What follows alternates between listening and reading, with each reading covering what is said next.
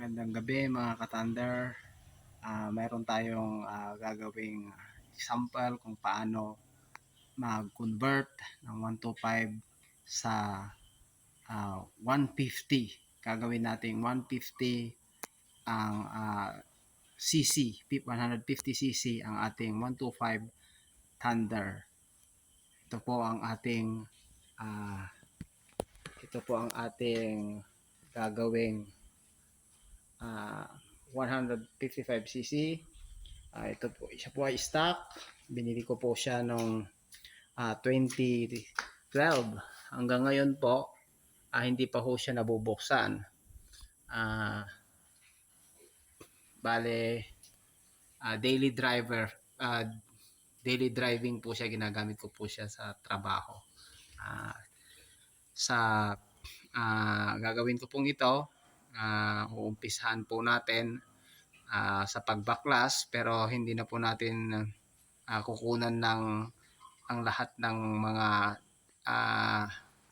mga sistema ng pagbaklas natin kasi magiging matagal yon. Kaya gagawin natin, pag nabaklas na siya, saka ko na sa umpisa, at saka pag nabaklas na, saka na natin ipapakita kung ano yung mga gagawin. Ito po yung donor engine. Binaklas ko na po siya. Siya po ay galing po siya sa Mola 150. Ito po yung kanyang piston. Tsaka ito po yung kanyang block. Yan po, makikita nyo po dyan. Yan po. 100 po yun. 145 cm. Parang 150 na rin yan mga kapatid. Yan. Bali, binarinahan ko na po yung kanyang harap para maitulad siya dun sa stock. Yan po. Nilagyan ko po siya ng bolt na yung kabilaang bolt. Ang kabilang bolt. Pagkatapos yung bolt po na yan, yan po yung pang para sa mga mufflers. Yan po. Yung hindi full thread po siya. Thread magkabilaan pero hindi siya full thread sa gitna. Yan po. At saka binarinahan ko na pa rin po yan para tumama po siya dun sa ma-exhaust. Yan po. Ito po, hindi ko pa po siya nalilinis. Pero para makita po ninyo na galing po siya dito sa block na ito. Yan po yung mga gamit niya. Dito rin po yung kanyang crankshaft. Kali wala pa po siyang alog. Yan po, wala pa po siyang alog. Tsaka yung piston pin po ay kapit na kapit pa rin kahit ewan ko kung ilang taon na ginamit to, pero talagang maganda pa. Binili ko po siya ng 3.5 buong motor. Sa marketplace ko rin po siya nakita. Malapit lang po kasi siya dito sa amin sa La Union, sa Mapandan. Ay, ano pala yun, Santa Barbara. Parang boundary na ng Mapandan at saka Santa Barbara, Pangasinan. Kaya nung umuwi po ako sa amin sa Pangasinan, dinaanan ko na po siya. Ito po muna, pagkatapos next sa susunod po ay umpisan na po natin kung paano po i-convert itong 125 sa 150. Okay, yun po. Bali yan po ang depth, kalalim ng ating bore na pinaglalaroan ng piston. Nasa mm po siya kalalim. Yan po yung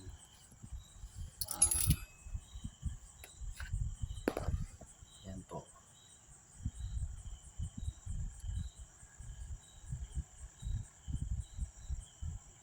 124 centimeters. Yan po, 124 centimeters. Ito po ang kanyang clearance. Parang nasa 1 point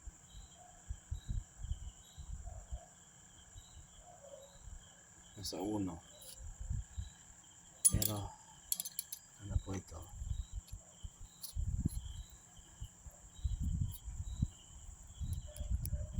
Yan po. Tinignan po natin dito.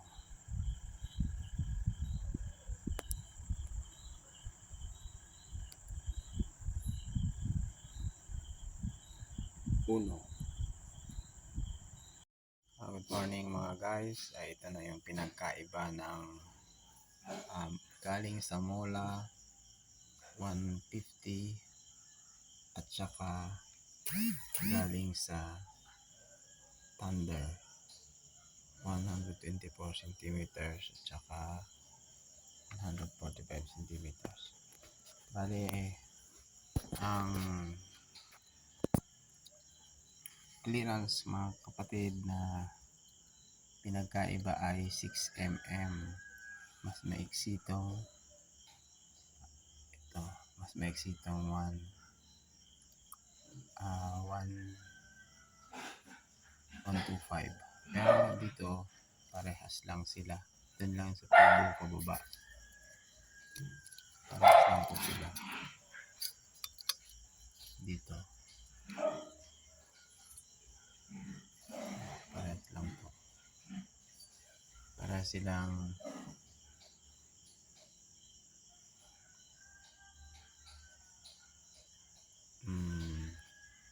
yun.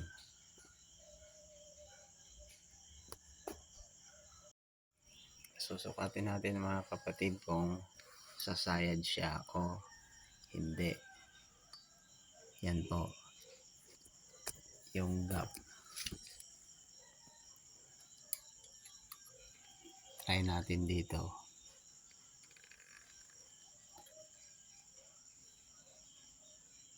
O yun, muntikan na siyang sumayad. Ang liit ng gap mga kapatid. Yan.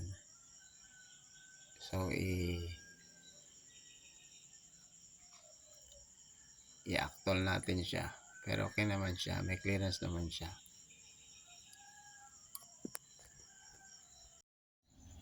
O yan mga kapatid. Definite na natin yung 145 o 150 mula 150 block sa Thunder 125.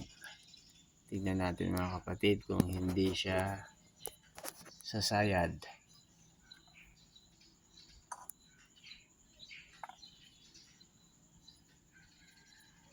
O yun, walang sumasayad. Okay naman. Tingnan na lang natin kung parehas yung diameter ng kanilang yung inside diameter ng bearing o kaya outside diameter ng sigunyal saka yung lapad. Okay.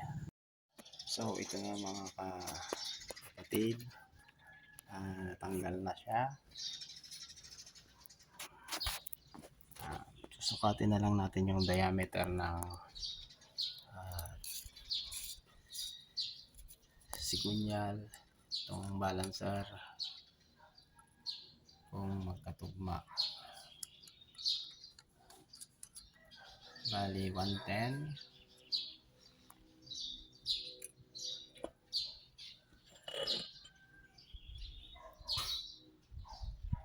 Sige, sukatin na lang natin.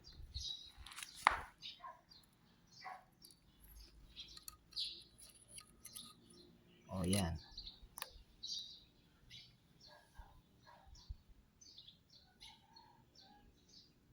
Parehas silang 110.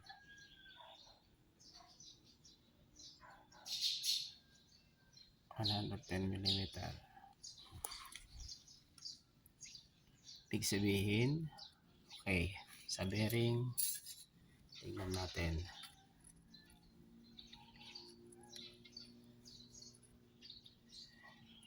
Inside diameter ng bearing is 28. Dito,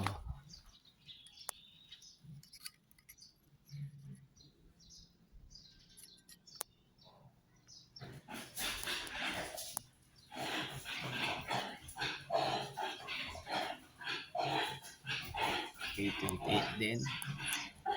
Teka.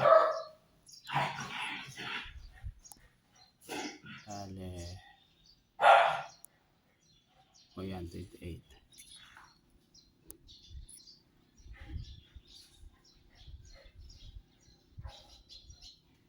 28. Mga kapatid, yun na lang. Yung height na lang. Tatanggalin muna natin to. O, ito na mga kapatid ang pinakahihintay natin. Kung parehas nga ba ang sukat ng Mola 125 at Mola 150 at saka Thunder 125. Tignan na lang natin dito sa pin kasi ito ang magsasabi kung gaano kalayo yung stroke. Kita po natin dito dalawang pin, pero itong isa mas mababa, itong isa mas mataas. Itong sa Mola mas mataas, ibig sabihin mas mahaba yung stroke. Ito yung sa Thunder. Saka yan po yung sa Mola. Tignan nyo po, hindi po siya dumikit.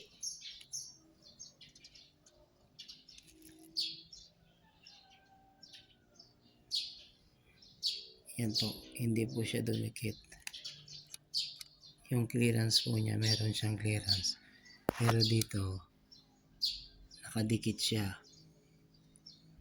Dito, sa Mola, meron siyang gap. Ang gap yan mga kapatid ay, tignan natin.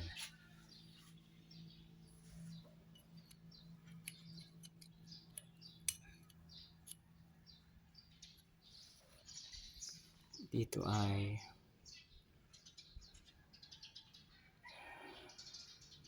18.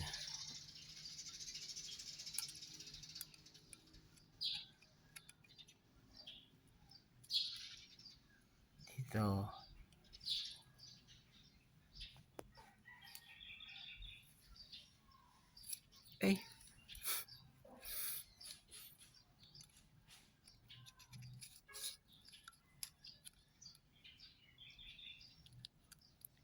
dito po ay 22. 18. 4. Meron siyang 4 mm na diferensya. Hopefully mga kapatid, mabigay sa atin ng mas malakas na hila o kaya mas malakas na power sa ating Thunder ang i-adapt nating sigunyal at saka block ng Mola 150. Okay mga kapatid, tingnan na lang natin sa susunod kung anong mangyayari, kung hanggang saan ang kanyang maximum speed. Okay. Hello guys. Ito na yung ating pinakahihintay, yung pagsalpak natin ng sigunyal. Ito po yung kanyang dating sigunyal. Yan po, makikita nyo po yan. Yan po yung dati niyang sigunyal. Bale ito po, tignan nyo po, mas maliit yung butas ng connecting rod yan. Saka mas mababa po ito. Ibig sabihin mas mababa lang po yung stroke. Yung isa po mas mataas siya. Kaya yung stroke niya mas malalim. Mas malalim po yung kanyang pag umikot po siya yung stroke mas malalim. Pagkatapos pag taas naman mas mataas. Yan po yung kanyang dati. At saka ito na po yung ay salpak na bago. Hindi pala bago. Bagong salpak lang. Pero galing siya sa Mola 150. Yan po. Tune in na lang po kayo kung sakaling mabuo ko at saka wala nang i-convert pa. Sakali baka mababa yung mababaw yung piston tatama sa dito sa may valve, mag-spacer tayo sa ilalim. Sasabihin ko sa inyo, papakita ko kung sakaling mag-spacer pa tayo o okay na yung clearance sa hindi siya tatama. Okay guys, sige.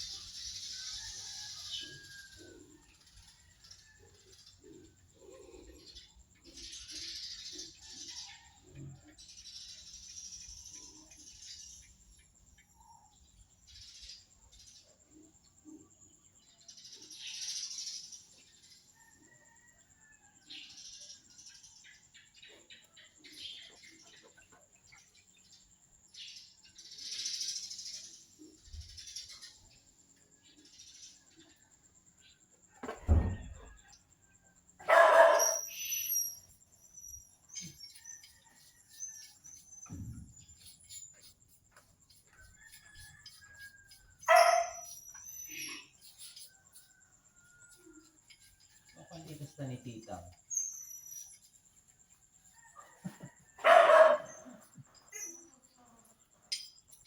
Ano, pinakalakan pa si Lechon. High blood ka.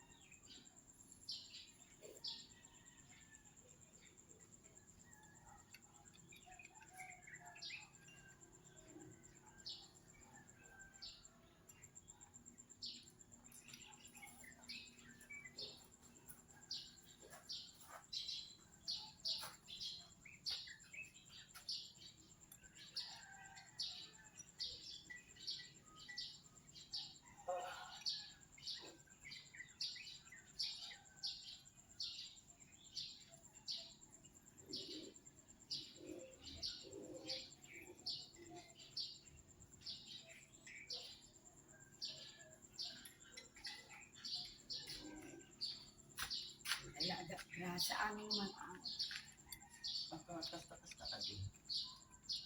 Ada tayo, ang bakang kanan tugas ka ng day. naging patang pusa. Dati ba?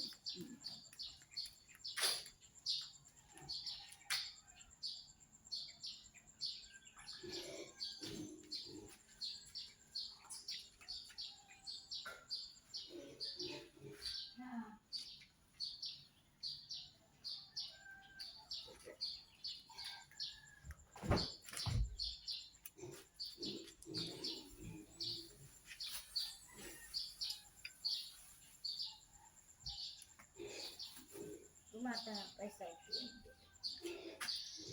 Kasi nadadahal din sa iklon ay dyan. Ay, bibig ng tungan ng dala. Hindi, ang galang anak ka, project mo. Kapawan isuot mo. Ah, Kagam na tatati sa isang atom to.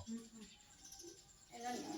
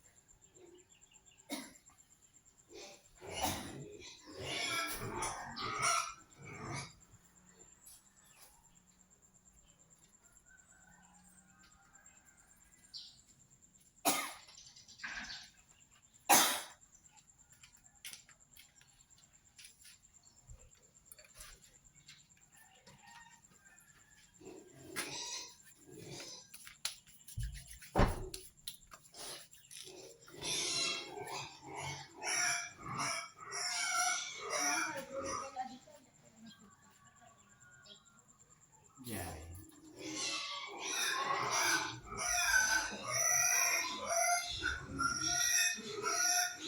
Pero, pinitita yung ay. Natayin Muray. palalak to. Hindi. Ang palwan. Ganun sa alta.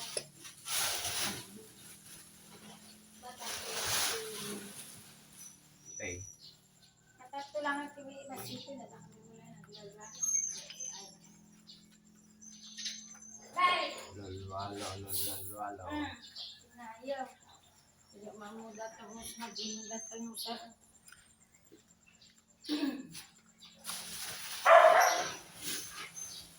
Yan.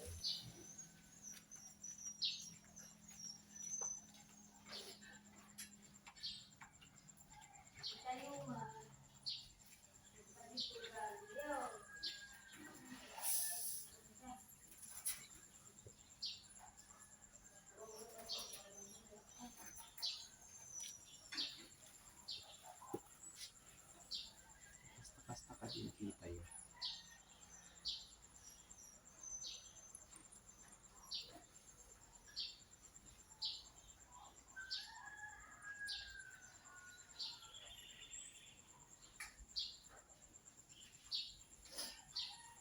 Dalo sakto pwede tayo. Basta kita yun, Pat. Ah? Kita baboy mo. Kanta ka mas estudyaro nga.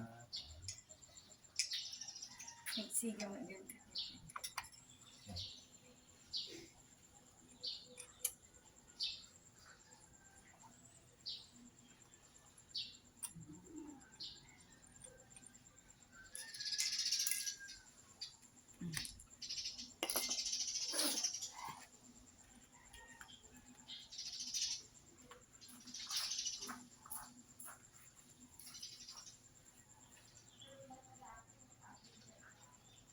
Yay.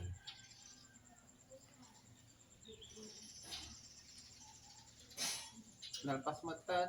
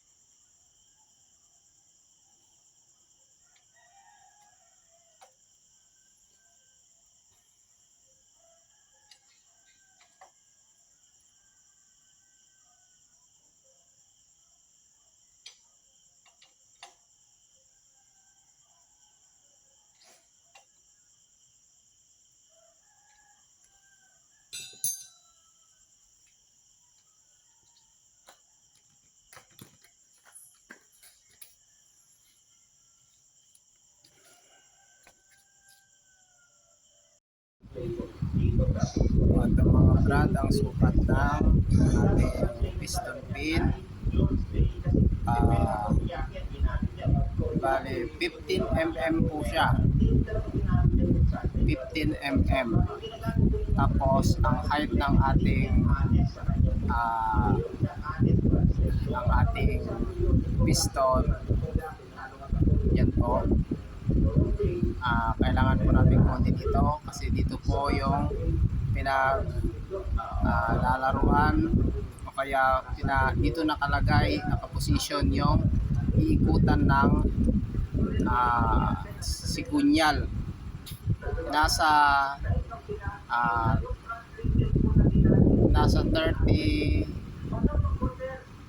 33 nasa 33 po siya. Tapos ito naman po yung pinaka guide niya dun sa may dulo ng piston. Ang sukat po niya ay 42. At saka ang diameter po ng ating piston ay dito po natin kunin. Yan, makita po ninyo. Nakatapat po siya sa 57. Yan po. Tsaka yung clearance po ng piston hanggang dun sa may pin, para at least kung magko-convert kayo, malalaman nyo yung pinakamalapit na piston na pwede nyong gamitin. Mag-spacer na lang kayo dun sa pinakababa. Ito po ay nasa 13 mm ang height niya magmula sa pin. Bale, yan, 13 mm. Yan po. Okay po, kung magpo-convert, ito kasi po conversion, kaya lang parehas po ng diameter ang mola at saka ang 125 na Thunder. Parehas po sila ng diameter ng piston. Nagkakaiba lang po sila dito sa height at saka sa pin. Kasi ang pin po nito 15, yun po 13. Kaya yun po. Sa sigunyal po ako nag-convert. Yan po yung sa sigunyal sa loob. Yan. Pinalitan ko po ito ng sigunyal ng mola kasi mas mahaba po siya ng 6 mm. Parang 3 sa taas, 3 sa baba, 3 plus 3. Yan po. Katapos, ang ginawa ko po ay nag-spacer ako dun sa kabila kasi mas malapad to. Yung dating spacer nun, malapad din. Kaya pinalitan ko ng spacer na mas manipis kasi masyadong matigas. Yun. Ilang araw na akong nagkikis-kis doon, hindi naman na nababawasan. Okay, yun mga guys kung paano mag-convert ng itong Suzuki Thunder. Yan, Suzuki Thunder po yan. Yan po yung ibang gamit niya. Yan po, Suzuki Thunder. Okay po. Yan po muna. Kakabit ko po muna ito. Pagkatapos, abangan nyo na lang po sa kung ano ang mangyayari, kung lalakas ba siya o hindi.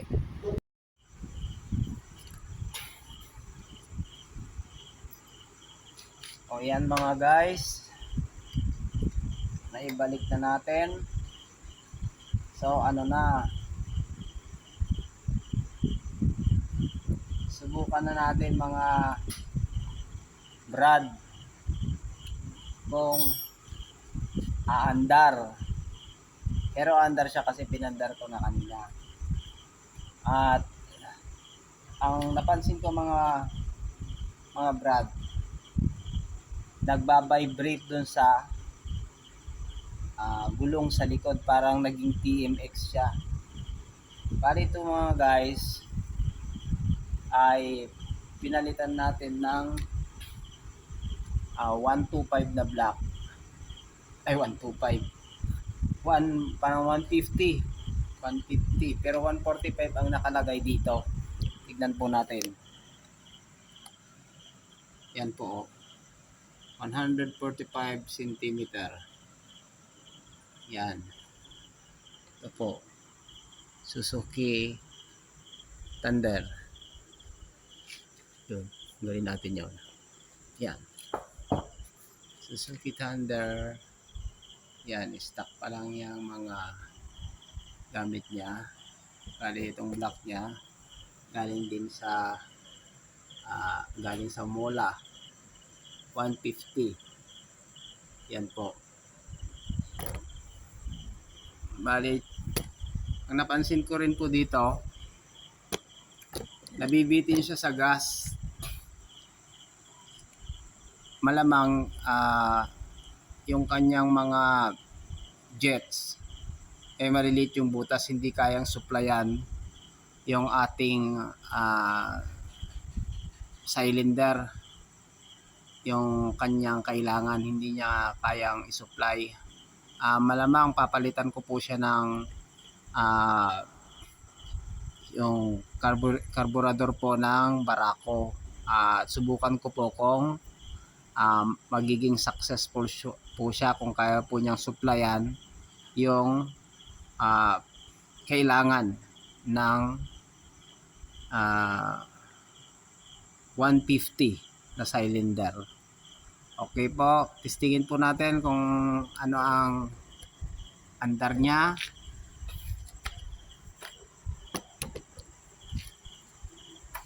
Kung aandar ba.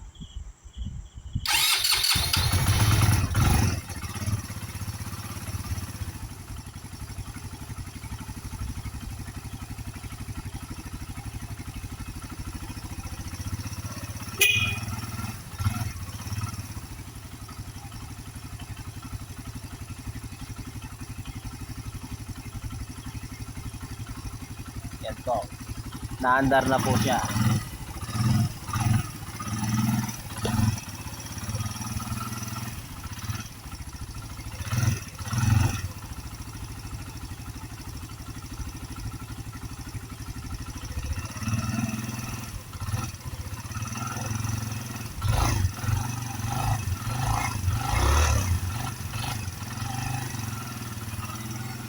Yan po ang kanyang RPM.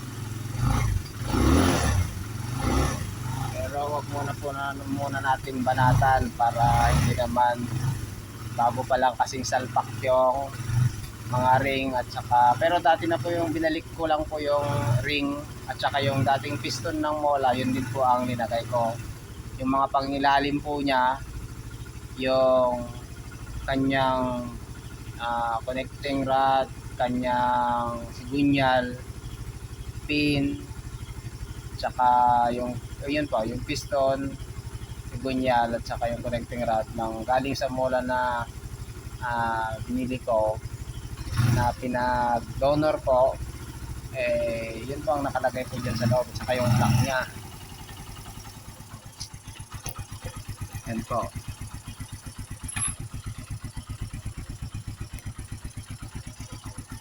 Tignan na lang po natin, i-advise ko po kayo kung anong mangyayari kung papalitan po natin ng Barako. Titignan po natin kung ilan po yung maximum speed na kaya niyang ibigay. Ito po ay para sa kaalaman lamang, munting kaalaman lamang, at hindi po tayo expert, mga kaibigan. Bali gusto lang po nating share ang mga natutunan natin sa pagkalas at saka sa pag-convert ng makinang ito. Bali matagal na rin po sa akin to, 12 years na po ito. Pinurchase ko po siya noong 2012. ano ba ngayon, 2023 na pala, no? Parang 10 years lang pala, 2022, 23, mahigit 10 years na pala, mahigit 10 years. Okay, yan po ang ating experience sa pagbuo po nitong pag-convert po ng Suzuki Thunder 125 papuntang 150. Bali po, yun lang po ang observation ko. Nakakapos po siya sa gas. Yun po, yun lang po. Tsaka yun, yung pala, yung nagbabibrate. Para na siyang naging TMX kasi may experience po ako sa TMX. Matagal po akong may motor na TMX. Motor namin pala kasi sa tatay ko pa yon. Pag talagang pinatakbo mo siya, pag pumalo na siya ng 100, 150, nagbabibrate talaga yung likod. Nakakatakot na po siyang patakbuhin. Kaya yun po ang experience ko kanina. Titignan po natin kung saan po siya pwedeng i-balance para matanggal po yung vibration niya.